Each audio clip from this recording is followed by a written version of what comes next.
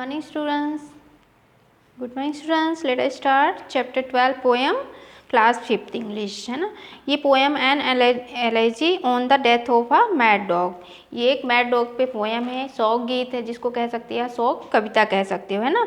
एक ये है उपहास टाइप का इस कविता में है, इसलिए इसको हम एक व्यक्ति की न होकर एक डॉग की याद में ये डॉग मतलब कविता लिखी गई है ना। तो इसमें इंसान या किसी चीज़ के बारे में दो चेहरों के एक तरह से बताया गया है कि अगर अच्छी चीज़ हमको दिख रही है तो उसके अंदर ज़रूर कोई ना कोई खराबी चीज़ है ना। जो हमको दिखता है वो है नहीं असल में, इस तरह से ये इसमें दिखाने की कोशिश की गई हैं। तो अब हम चैप्टर में पढ़ते हैं कि इसमें जो पर्सन जो कहानी बता रहा है उसकी बात करते हैं।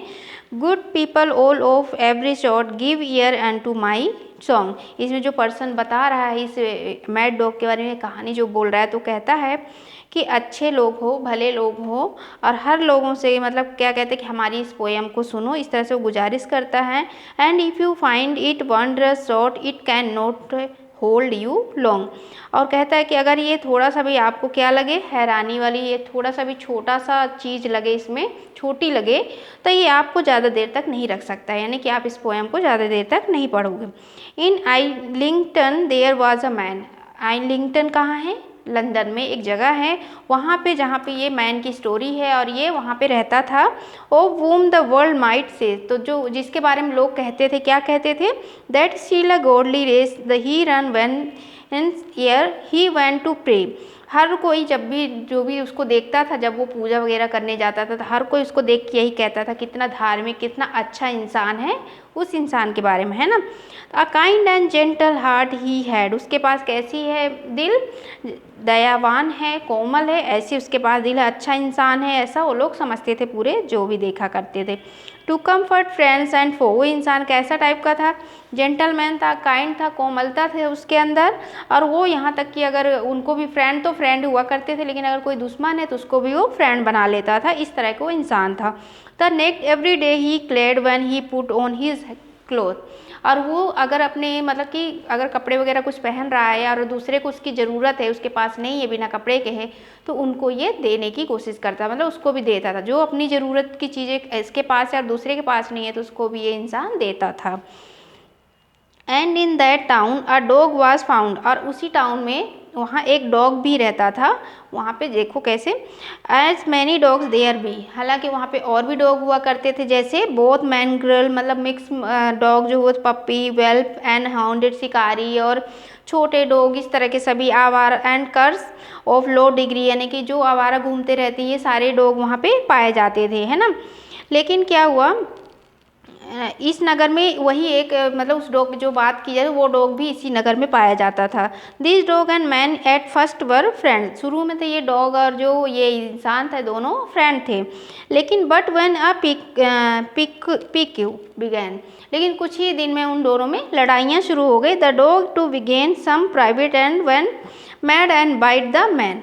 तो इंसान जब वो दोनों में लड़ाई हुई तो डॉग को बहुत मतलब गुस्से में, वो पागल सा जैसा हो गया उसका बिहेवियर, और वो गुस्से में आके उसके प्राइवेट पार्ट पे जाके उसको काट दिया है ना। तो around from all the neighbouring street the wondering neighbours run, जितने भी आसपास के थे गली मोहल्ले के जो लोग थे वो दौड़ते हुए गए और इस चीज़ को हैरान हो गए वो लोग इस चीज़ को देखे तो।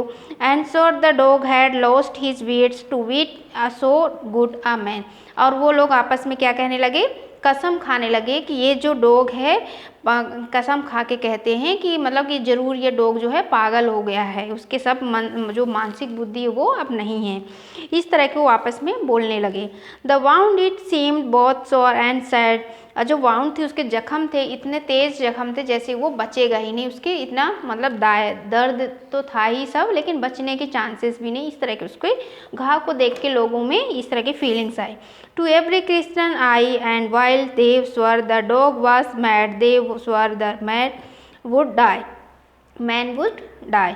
अब सब लोग शर्त लगाने लगे आपस में, जितने वहाँ पे क्रिश्चियन थे जो पूजा वगैरह करने आते थे, जितने भी धार्मिक लोग हुआ करते थे, वो सब लोग क्या कहने लगे कि ये इंसान जो है ये ज़रूर मर जाएगा, और शर्त लगा के इस तरह से उसको बचने की कोई चांस नहीं, ऐसा बोलने लगे। और ये डॉग जो है पूरी तरह से पागल हो गया, इस तरह उसको आपस में वो लोग बोलने लगे। But soon a wonder came to light, लेकिन अचानक मतलब बहुत जल्द ही इसका कुछ अलग ही रिजल्ट निकलता है। That shows the refuge they let the man recover of the bite.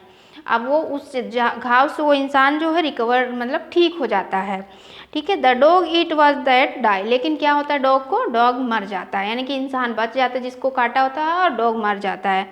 तो ये पोएम में जो ओलिवर गोल्डस्मिथ हैं उन्होंने ये दो इंसान के दो रूप बताने की कोशिश की है, जिसमें से अगर अच्छाई और डॉग की अच्छाइयाँ बताने की कोशिश की है और उस इंसान की थोड़ी सी बुराइयाँ। उनका कहने का मतलब यहाँ पे ये था कि जो इंसान है उसके अंदर ज़रूर कोई ना कोई बुराइयाँ थी जो उस डॉग को डेथ के रास्ते तक पहुँचा दिया, और डॉग जो है उसके अंदर अच्छाइयाँ थी, भले ही वो लोगों को दिखता था कि ये पागल हो गया या काटता है ऐसा कुछ, लेकिन उसकी जो अच्छाइयाँ थी उस इंसान को बचा लिया। तो ये थी आपकी ये poem 12th chapter. Next time आपको इसके क्वेश्चन आंसर कराएंगे। Thank you.